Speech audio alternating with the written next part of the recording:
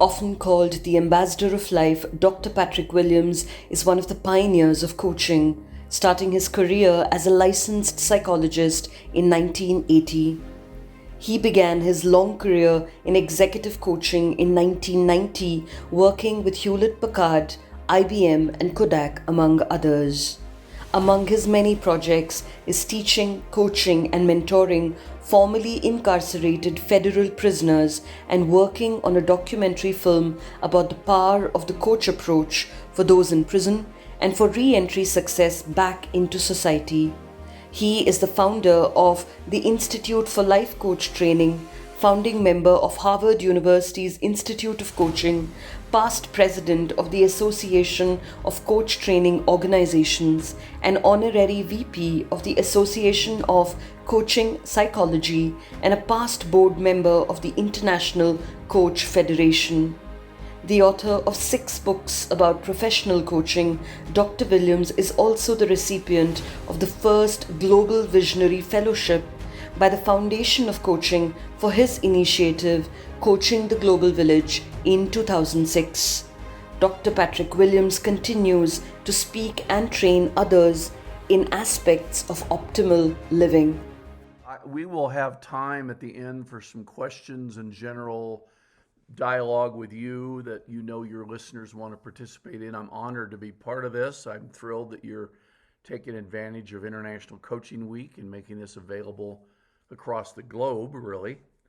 So let me start with my slide. So in talking about executive coaching and psychological mindedness, let me just set the stage. This is not meaning that coaches need to have extensive training in psychology, but there's a lot of research and data and information that has become available to the general public. Psychologists don't own the information on behavioral change. They don't own the information on communication. And today there's a lot on neuropsychology that's available to coaches. So it's good to have a psychological mindedness, not mindset. You're not being a psychologist, but there's a lot about the mind and the neurology that goes into that. And that's what I want to talk about today. Let me give you a little background of before I get into this, the masters who influenced me. So I went to college originally in 1968 for my undergraduate. And I was going to study psychology, not to become a psychologist, but because I knew it was important for lots of things. And I was always interested in understanding not just what made people tick, to use a metaphor, but what made them tick louder. What made people who have an exceedingly happy life live it differently than somebody who just had an okay, mediocre life, or a life damaged by circumstances. So fortunately, when I got to college, the Psychology 101 was full, and I took a small seminar from a professor called The Psychology of Satisfaction. Changed my life. This is when I started hearing about people like Carl Jung, Alfred Adler, and then later on, I delved into humanistic psychology, got my master's in humanistic psychology, and then a doctorate in transpersonal psychology. So my studies were not in the medical, clinical psychology, even though I became a licensed psychologist and I performed as a psychotherapist for 15 years. The influences to me were the psychology researchers who were more coach-like. So let me say something about each of these. Everybody knows the term, Freud, right?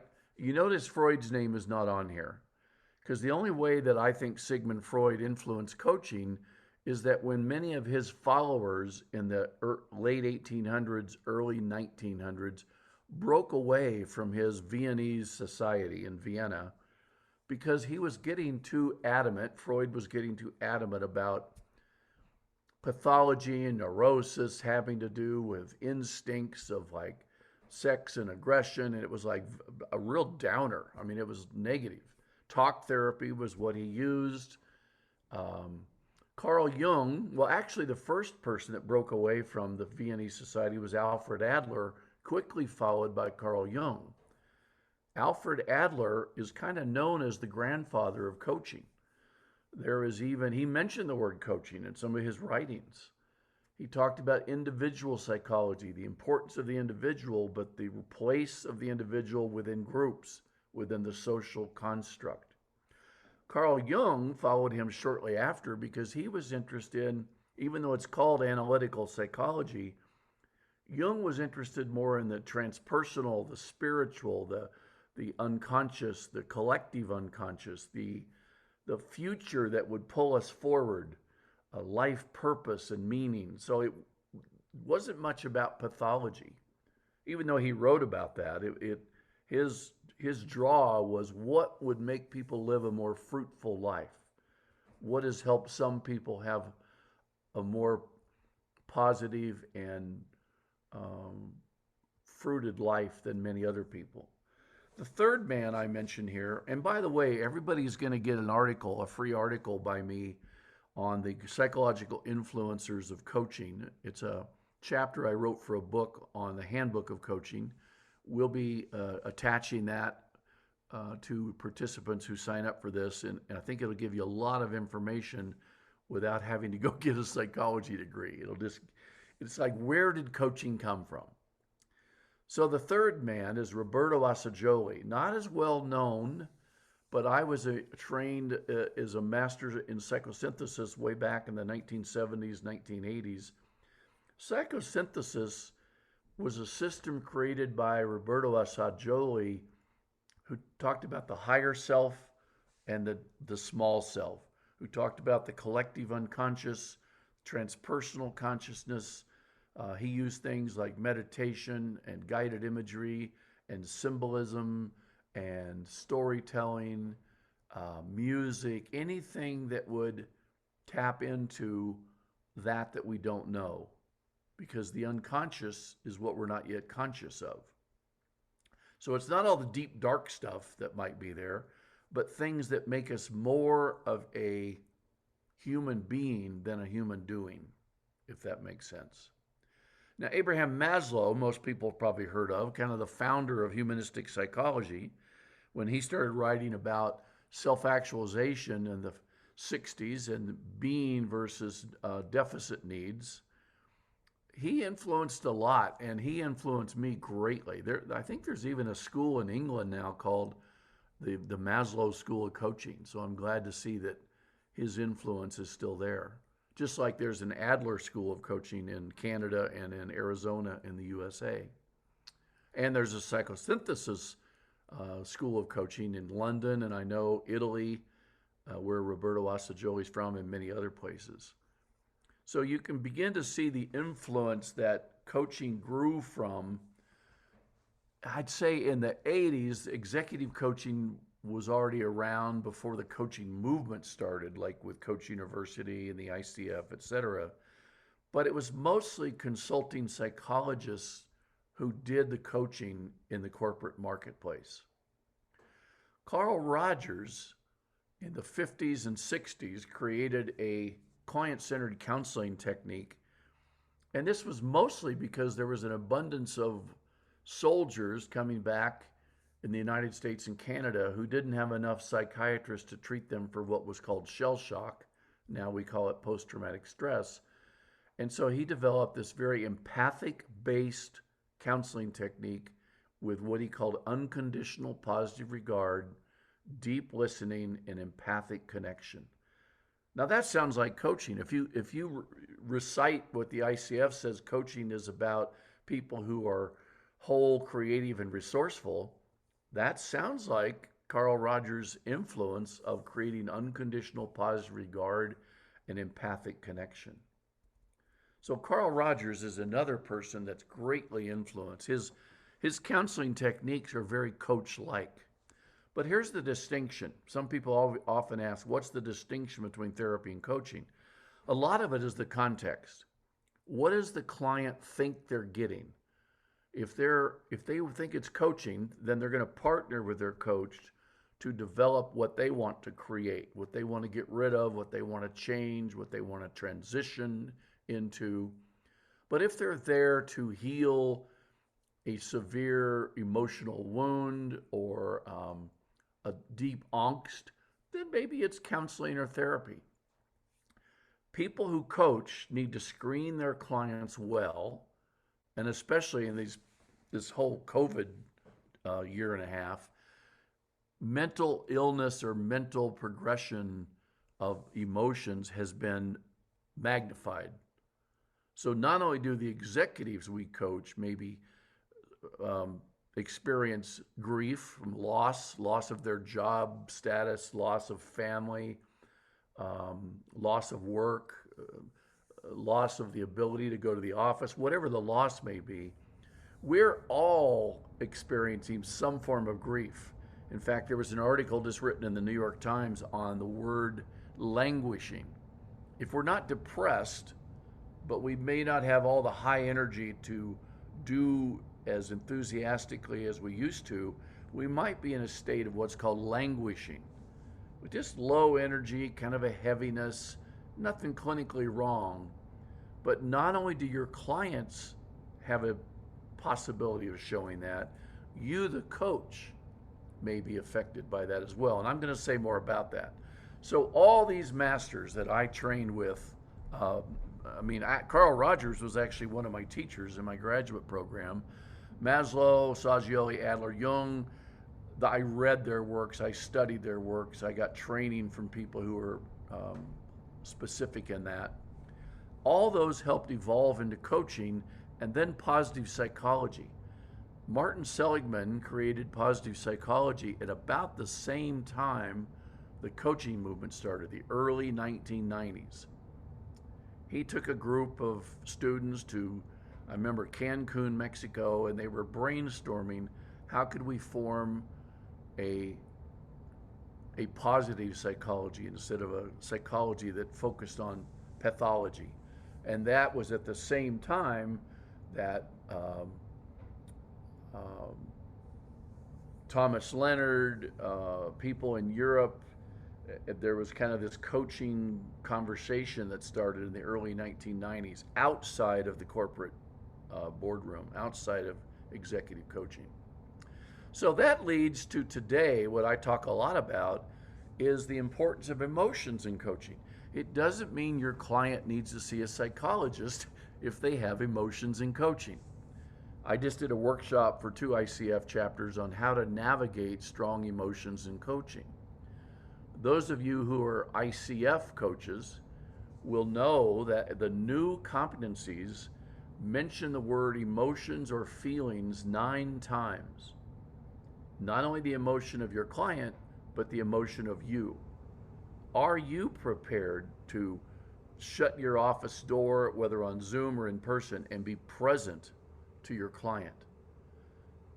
Life affects us too. So are you needing to have a supervision call or a mentoring call to dump or express something that's bothering you? Because there may be some loss or some angst that's occurred in your life. Strong emotions may show up because a client is making big change. And if they're wanting to make big change, you don't want to just talk on the surface. There's going to be some excitement, some elation. There may be some sadness, some fear. There may even be some anger and maybe conversations at work or people they work with. How to navigate that is not to be afraid of it. Notice it. Don't step over it. And just, one of the ways, I'm an assessor also for the ICF.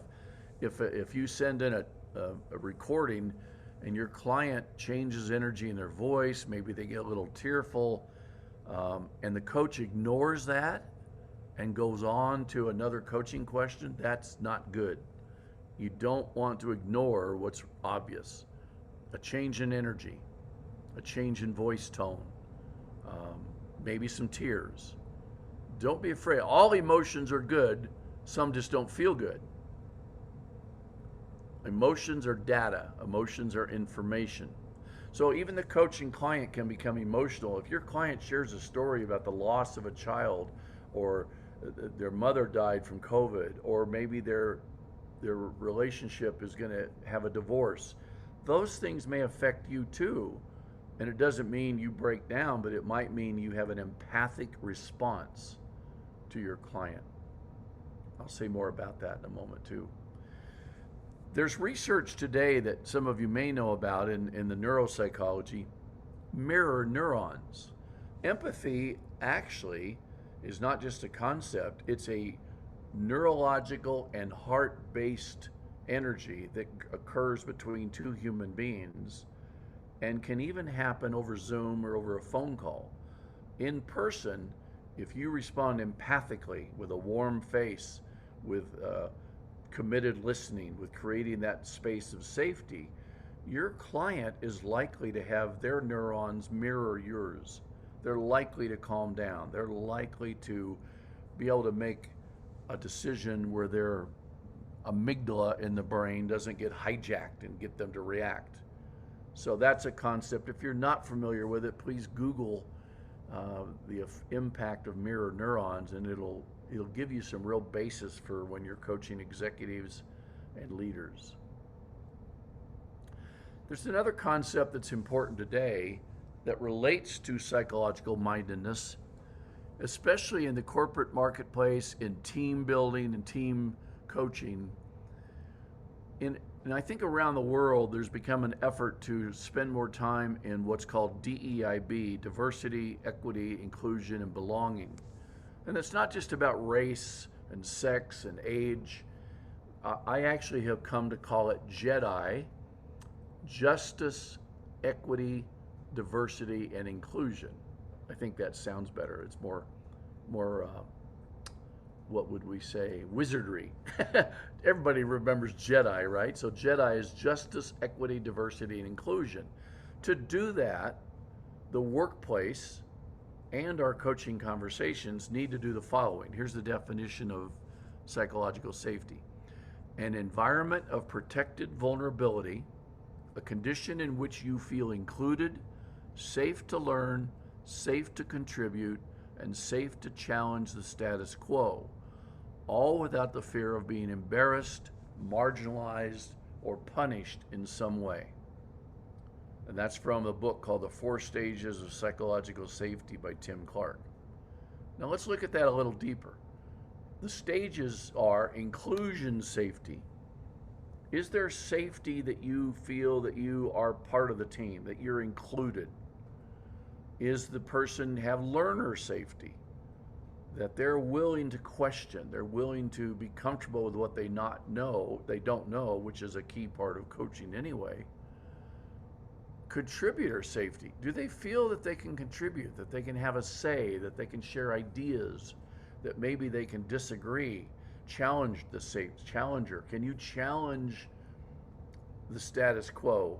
The best teams gather information from the thinking of their team. So a smart leader isn't an autocratic, listen to what I say, I'm making the decisions. They listen to their team because there's a lot of wisdom within that. Let me put this in a different perspective. Even in one-on-one coaching of executives, let's look at where psychological safety is important. How do you have psychological safety in the coaching relationship? Well, the ICF companies talk about trust and safety, right? They talk about creating that sacred space, that limitless space, that inspiring space that we have in the coaching time. But I'm going to tell you something that's important to know. That is, your clients may trust you, and they may know that what they share will remain confidential, but that doesn't mean they're sharing everything. They may still be holding back something that holds them back. They may still keep something hidden away because they're embarrassed or guilty or hurt or fearful of what emotions may come. And as you develop trust with your clients and you ask, so what's underneath that? What's behind what you just shared with me? You're just scratching the surface. Like if somebody found a new pyramid in Egypt and they started scratching the surface. They don't dig it up with a machine, they use toothbrushes. They gradually scrape things away to see what's there. And another metaphor might be if you've ever snorkeled in the ocean to see what's underneath, the beauty of a reef or something like that. You put on the goggles and you snorkel and you see this untold beauty, and for some people it might even be a little fearful. But you're not scuba diving down to a dangerous level. You're only looking under the surface. That's the psychology of what we want to do when I say going deeper in coaching. How do you create the safety where you can talk to your clients and say, is there something you're not telling me or haven't told me yet that may be in the way of what you want to create, of who you want to become? So keep that in mind as you do executive coaching. Now let's think about this, and this may be something where people could post in chat. They could, if you want to be given permission to speak up, we have time to do that. Has there been an experience in your work life where you felt unsafe to be real, to express disagreement, or to share a lack of inclusion or belonging? Or has there been an experience where you felt safer to express and be and had a sense of belonging? So either of those or both. Does anybody have a brief share that they could say where they worked before that applied to either one or two?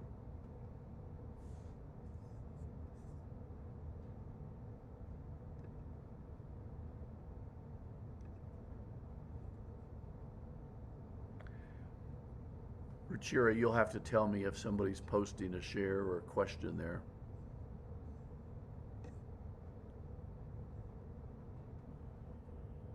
Yes, I will just. Mohan, you can ask your question directly. Yeah, no, I just want to share both happened in my previous organization. Hi, this is Mohan. Hi, Mohan. Yeah, when a management change happened, the two became one.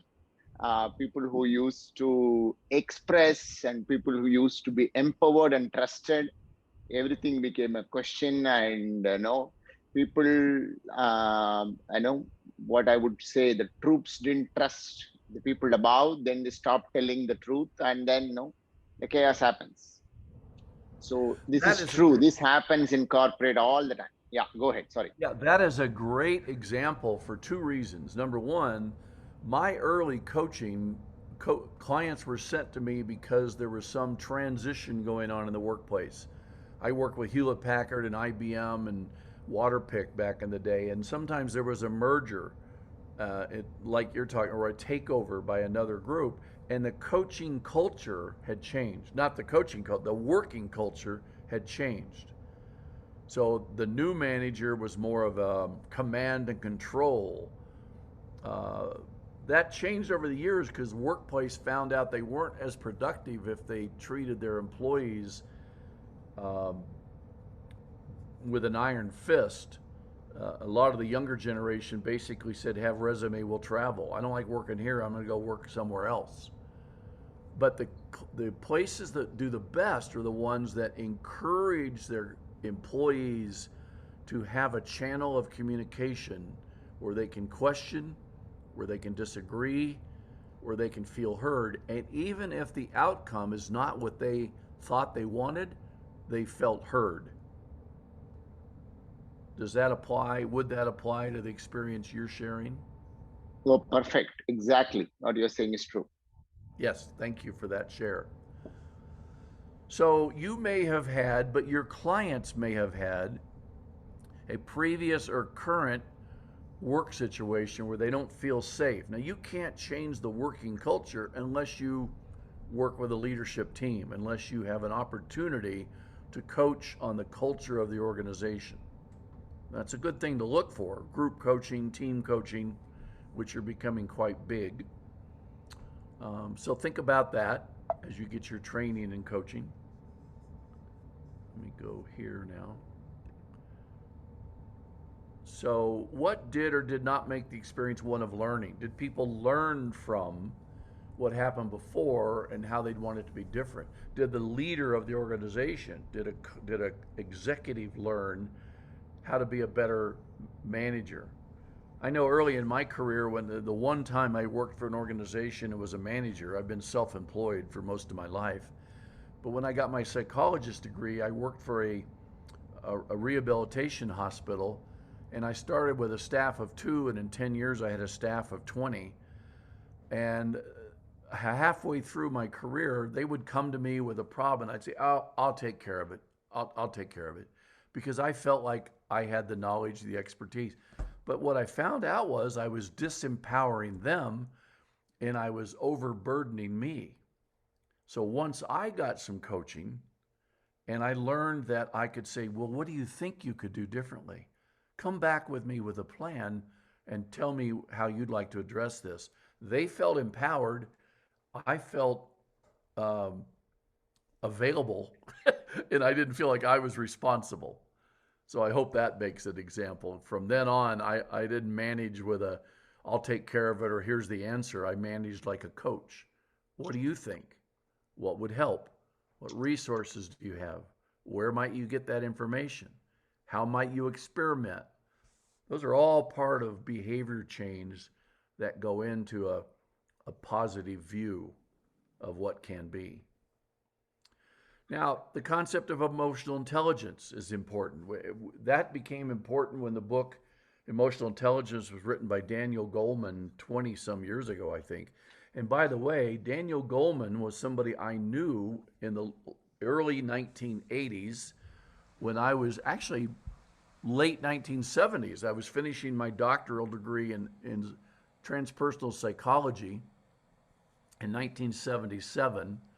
And Daniel Goleman was the president, the first president of the Association of Transpersonal Psychology, back in his long hair hippie days. But then he was a journalist. So he was writing about the concept of emotional intelligence that somebody else had created. And then that book became famous. It changed the workplace because now we have scientific basis for emotions. We have scientific basis on the importance of relationships. So what's the connection between EQ and psychological safety? Well, EQ is a mental construct. You can have the information about the 4 aspects of EQ, knowing your emotions, monitoring your emotions, relationships, how do you relate, all those major concepts, awareness, management. But if you don't do anything with it, it just stays with you. It needs action. It needs what I become calling a system of intentions. And psychological safety in a workplace or in your own life, in your own relationship with your clients, is that you can get to emotions that are popping up and learn from them. What are your intentions? What I mean, as soon as someone expresses a little bit of sadness, it usually shifts in a matter of minutes. And it also shifts in the brain. A different part of the brain lights up when those are shared. And if they're not shared, they build up and come off. Maybe somebody blew up because they had a whole bunch of frustrations that they didn't share. And so somebody got all of them at once. I'm sure you've had that experience. So psychological safety is that system of intentions and awareness of one's emotional state. But there's also a concept of adaptive resilience.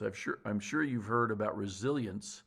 What makes some people resilient? I used to specialize in post-traumatic stress disorder with veterans, crash victims, sex abuse survivors, etc. And one time I was coaching a person who was in a prisoner of war situation in the Middle East, came back and was assessed by me, and he had no post-traumatic stress. He had kept his mind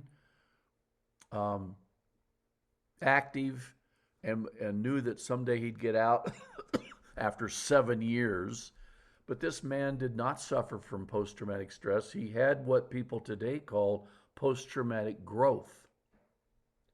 And his resilience was adaptive. In the moment in an executive marketplace, somebody might be in a conversation or a meeting with their boss or the team, and they find themselves being a little put off, frustrated, maybe a little anger starts bubbling up.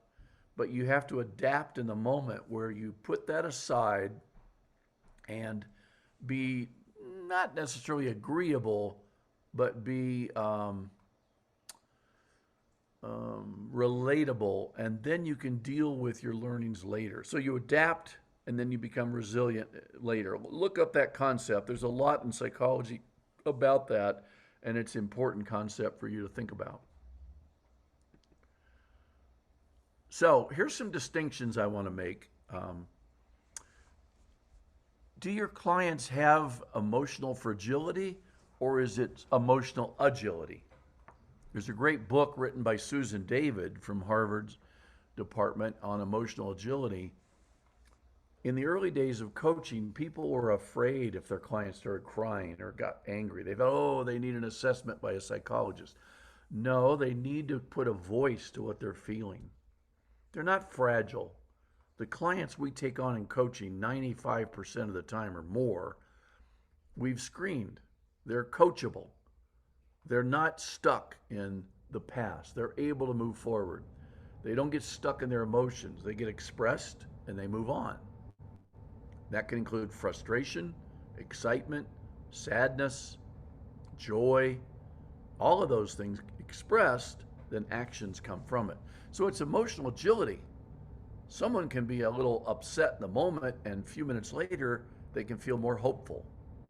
You're agile. You're able to shift your emotional state. I also make the distinction of normalizing versus pathologizing.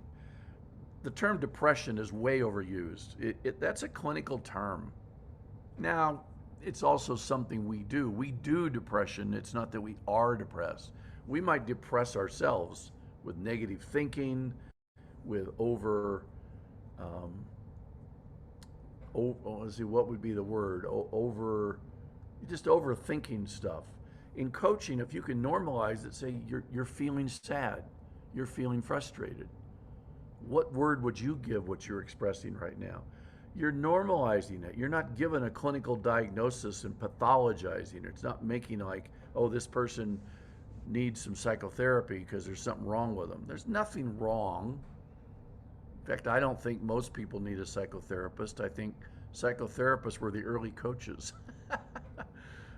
in a best sense anyway. And then I make a distinction between this. A lot of times in coaching, we're helping clients eliminate certain behaviors. What gets in the way? What helps you be a better leader? What helps you be more organized? Eliminating a fear of speaking now that you're promoted to the chair of the committee. And instead, I look at the concept of illumination. What can we shine the light on that was in your shadow, that was something you're afraid of or guilty by? And both may exist, by the way, but we want to look at the other side, the positive, the illumination, the normalizing, the emotional agility. Psychological safety allows expression, an atmosphere of listening, and this is key, non-judgment. Again, Carl Rogers, empathic listening, said we want an unconditional positive regard. We believe our clients will find their way. We regard them as whole, capable, and resourceful, as the ICF says. So that's a mindset that you take as a coach, which is a big part of psychology, mindset. What is your belief? Where do you act from? And that's a new competency, by the way, in the ICF, is a coaching mindset. So here's some questions to consider. Are there areas of your life where a lack of psychological safety holds you back or expands you? Have shaming or harassing or bullying behavior become recognized in your life experiences? Have they ever been part of your experience, or maybe you can say in those of your client? And what has been done in the coach training that you've taken or that you're part of to create psychological safety in your training organization for more honest expression in a judgment-free zone? Ruchira was asking me before you all came on, when I've done trainings in other cultures, in Korea specifically, I remember the women that we trained were taught not to question the professor. So it was hard to have them get their individual and unique thinking about something, or how did they agree or disagree with what we were teaching, because there was no right or wrong answer. So that takes a while to take into concert certain cultures, and how can you bring out the best in your clients? How can they begin to share with you honestly and fully? So are there any responses to these questions that people want to post or ask at this point? Any thoughts that come up that somebody'd like to share?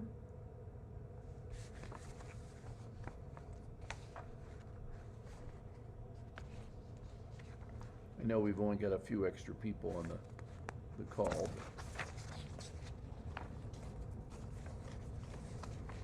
Ruchir, I know you had a lot of questions that we were going to address. Did any of those relate to this right now? Yes. And, I like what you're talking about, drawing attention to what coaches have done in the coach training to create psychological safety. And Right. a lot of people believe it is the same as trust. You brought out the intention and action, which is different from emotional intelligence. Emotional intelligence could be about recognizing it, but Yes. yes, so that piece, if you can, if you can tell us when a training program is designed, how do we land this with CHROs, with head of HR and departments, train leaders and managers to understand the distinction between psychological safety and trust? Yeah, that expands the point I made earlier, that your client may trust you, but they may not be sharing everything with you. And they don't have to share everything. They just need to share what's relevant to their goals. Let me give you a little story about what I see a trend occurring, and I hope it's occurring across the globe. There is a larger emphasis nowadays in the workplace on the importance of emotional vulnerability, courageous vulnerability. And I'll give you an example. I wrote an article, there's a blog I wrote, and again, people can find this on my website, drpatwilliams.com, or I can send it to you later. I wrote an article on emotional expression in the workplace and the importance of that. And it came to me after there was a shooting at a school in Parkland, Florida, several years ago, where several kids were killed in the school by a active shooter. And later on National Public Radio here, I was driving in my car, I heard some of those young men talk about, well, why do you think that 97% of shooters are men in the school shootings and the mass shootings? And they said, well, boys are still taught to shuttle their feelings, to hide their feelings, to grow a pair, to man up, to don't be a wussy. And I thought, oh man, we're still teaching that? That is so destructive, that boys don't feel that they can be emotional, that they can have feelings that need to be expressed. So I then wrote an article because the chairman of Goldman Sachs investment firm was training his managers to all be more transparent and vulnerable and honest. So they created a motto in their workplace that said, when you come to work, you work here, when we say, hi, how are you, we really mean to get the answer. Don't just say fine and walk on down the hall. Stop for a moment and say, yeah, I'm good, life's going good, and thanks for asking. Or you might say, oh, I'm glad you asked. My wife and I were sat down last night by our 16-year-old daughter, and she told us she was pregnant. And the manager that can then say, "Oh, I can only imagine what's going through your head there. That's a stressor. Thanks for sharing. Is there anything we can do to support you? Let us know." So the staff member knows you know they're possible on edge if something happens, and you don't need the whole story. It's a little bit of vulnerability without going into a deep conversation. I hope that makes sense to people. So that's the kind of questioning that we can train managers and leaders to use coach-like questions in the workplace. What would you need to be your best self when you work here? What would you need when you come to work a little affected by something? There are also workplaces, by the way, that are training all their employees in the basics of the coach approach so that at any time of day, a person can go to the calendar and see which peer is available for a conversation. And not just a conversation, what I call BMW, bitch, moan, and whine, not just to complain, but to say, I really need some coaching in this moment. And they just get basic listening, questioning, drawing out. So people are trained in the basics of coaching, and they can do peer coaching with anybody in the workplace. I think that's a valuable use of coaching skills. Now, we wanted to unpack a little bit about, if I go back, about psychological mindedness. What am I meaning by this? It's to know enough about psychological research, the basics that you're going to get in the article that I send you. Knowing, like in Europe, you know, I'm an honorary member of the International Association of Coaching Psychology. That is not popular in America. We have consulting psychologists, but coaching psychologists are trained in psychology as it affects coaching. They're not trained in psychotherapy. They're not trained in pathology. They're not trained in clinical. So, you know, find some good research about this and ask around to who else has it. Include it in your knowledge. You don't have to share it with your clients. You want to include it in your breadth of knowledge. Empathy is an important research component today. There's a TED Talks on empathy. Simon Sinek, S-I-N-E-K, has the best talk on empathy on a TED Talk. You can find that on YouTube. Empathy by Simon Sinek. Learn about that and learn about the basics of emotional intelligence. And that's all psychological mindedness, to have constructs of psychology that will inform your coaching.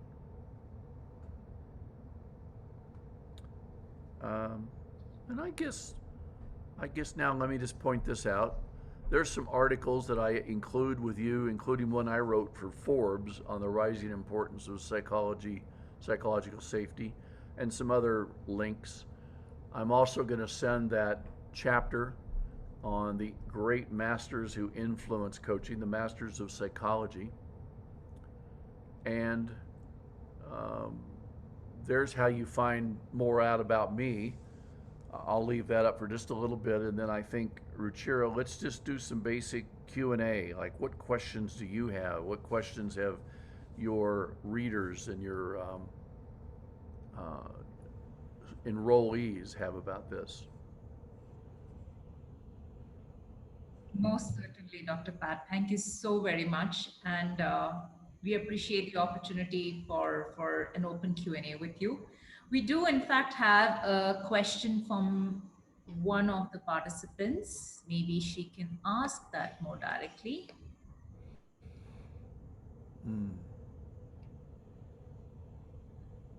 Shinjini, you are up there. You can ask. Hi, Dr. Pat. Hi, Shinjini.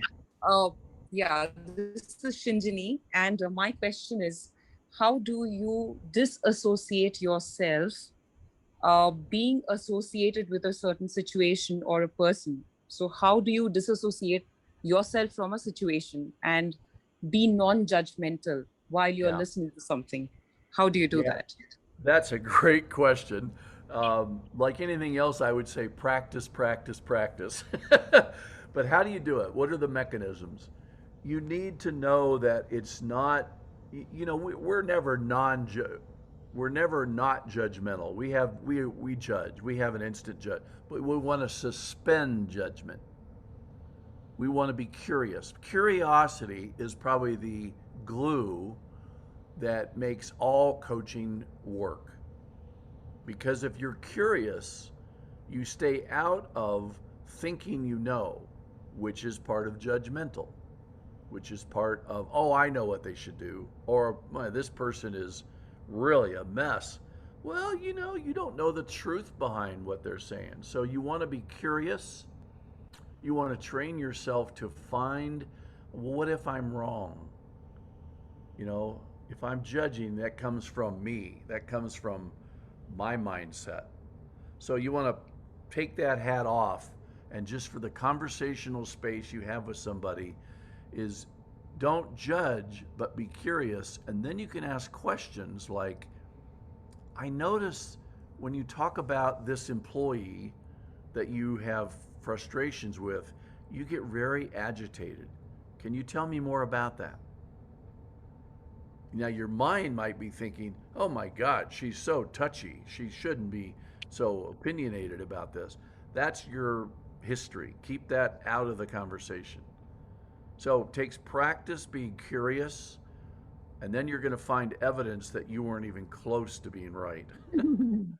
So that'll help. Does that help your answer, Sinji? Absolutely. Thank you so much. Okay, you're welcome. Great question. Thanks. Mohan, you wanted to come in? Uh, I would probably ask. I'm a practicing meditator, a technique called Vipassana. So how do you see the value of, use the term mindfulness generally in the world today? Uh, I mean, how do you use it? Do you recommend? Do you see a value? What are your comments on meditation coaching? Oh, absolutely. I think mindfulness, even though it's been misconstrued a lot, because being mindful sounds like you're being stuck in your mind, but that's not really what it means. Meditation of whatever source, if a person has a habit, and I think coaches should have a habit, if they're going to be receiving their clients, you might want to start your day with some sort of meditation. Get yourself ready. Walking meditation in nature, quiet meditation, listening to music, writing, inspirational, whatever gets you almost like fortified for the day. There are even programs. I think Duke University used to have a master's in coaching, executive coaching, and mindfulness from Thich Nhat Hanh was the basis of their training. So that's pretty interesting. And Thank you. and of course India has a long, long history of meditation and different forms of meditation. I remember when I was in college in the 70s studying meditation and yoga, and when Transcendental Meditation popped up, and it was like that was totally new in the West. That was a new concept unless somebody had traveled to the East. Um, and then a man wrote a book from Harvard. I'm going to forget his name. I don't think it was Howard Gardner, but there was a book about the power of meditation. And even if your mantra was only the word one, that things change. Things change in your brain, things change in your body, your system. So we know now, there's plenty of research, isn't there, Mohan, that the effects of meditation are whole person. So yeah, I think all coaches should have training in mindfulness and some form of focused um, focused meditation of some sort, because I think that prepares us. Thank you. Thank you. And Dr. Pat, we had some questions very, very focused on executive coaching and how to build a business in executive coaching. And a lot of the folks who have joined us here are coaches, and they aspire to be able to help executives, whether it is in a time of transition, whether it is in a new role, whether it is getting ready to take different responsibilities. We don't talk about career ladders now, we talk about career lattice. So people could have 10, 15 years of expertise in one area, and then they might be asked to move to a completely new one.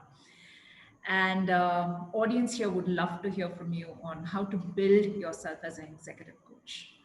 Well, that's a big question about marketing, but let me just say what I would say honestly. If you're going to try to coach top level executives, you probably need to have some experience with executive speak.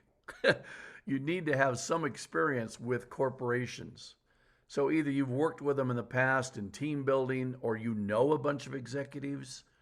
You can go by, in America, we used to do what's called a brown bag lunch. Offer a free seminar that you can do on their lunch break or something, where you just give information. You're not trying to get clients yet. You're just sharing some information, maybe about mindfulness, maybe about emotional intelligence, maybe about some technique, or maybe it's about the power of coaching.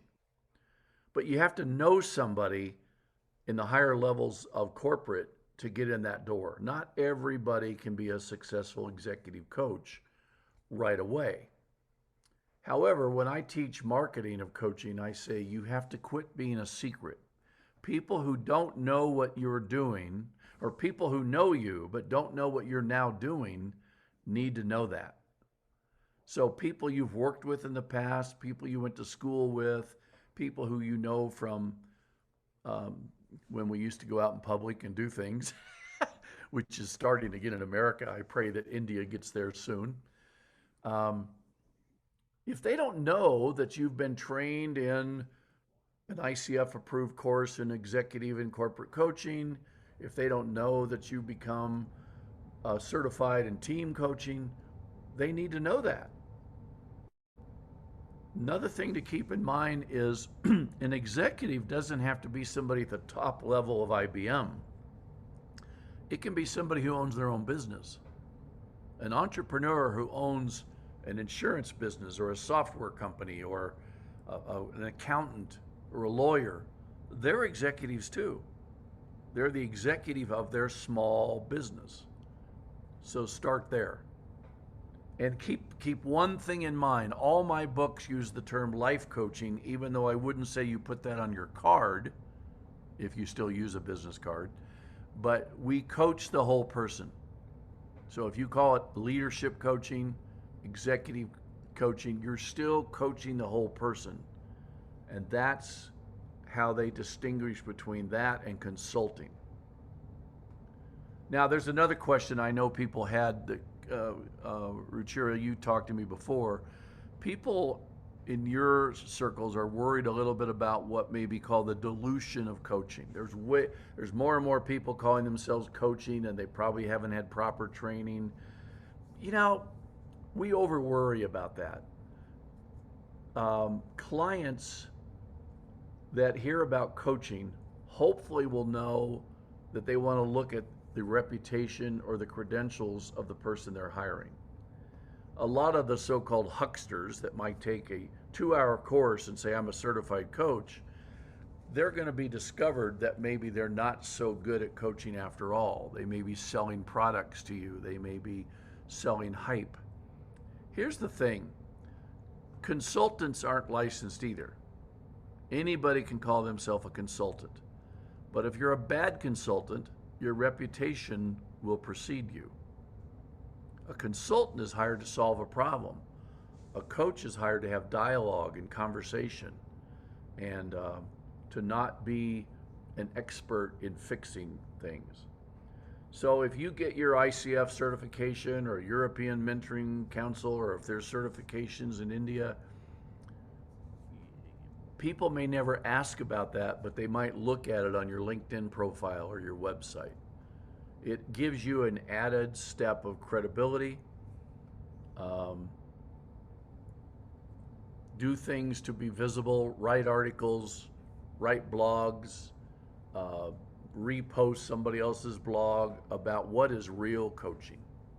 What is the distinction between reputable coaching and someone who just says, oh yeah, I used to be a money advisor, now I call myself a money coach. Well, yeah, that's just a change of title. So I hope that helps with that question. Thank you so much, Dr. Pat. That was really, really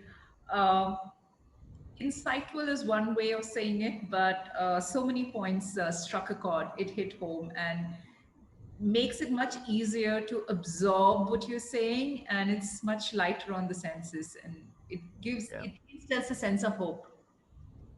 Yeah, be your best self. Associate with other great coaches. There's plenty of clients to go around. Don't hole up and say I'm not going to share what I'm doing or who I'm working with. And then be visible in your community in some way. Give little webinars, talks, and then of course grab business cards and contact them later to see if they want to interview you about coaching. Yeah, age-old networking. Yes, exactly. Cool. All right. So thank you so very much, Dr. Pat. I know we are at the end of our hour, and I would like to extend my heartfelt gratitude to you for sharing your wisdom this International Coaching Week and making your presence here. We are all very grateful to you for that. And thank you so very much once again. Well, I'm very pleased. I think it's brilliant what you're doing, and you're going to have these recorded calls put out later to people, and they'll be in the universe. So I hope you all will spread the information. Take a look at my website. If there's anything, you're welcome to contact me at doccoach, DOCCOACH @me.com. There's also a contact on my website. And I have a new ICF approved course too. That's an online course called consciouslivingmastery.com. So if anybody needs ICF hours, there's 38 available right there. Thank you so very much. Those are very good information to have, and most certainly, I'm sure many people will benefit from it. Thank you. You're welcome. Have a great evening.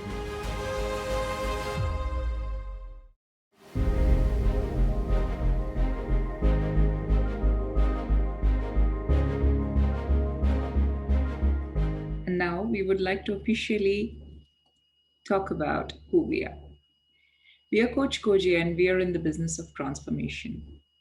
We understand the context in which leaders operate and how organizations need to constantly adapt to the evolutionary journey they are themselves creating.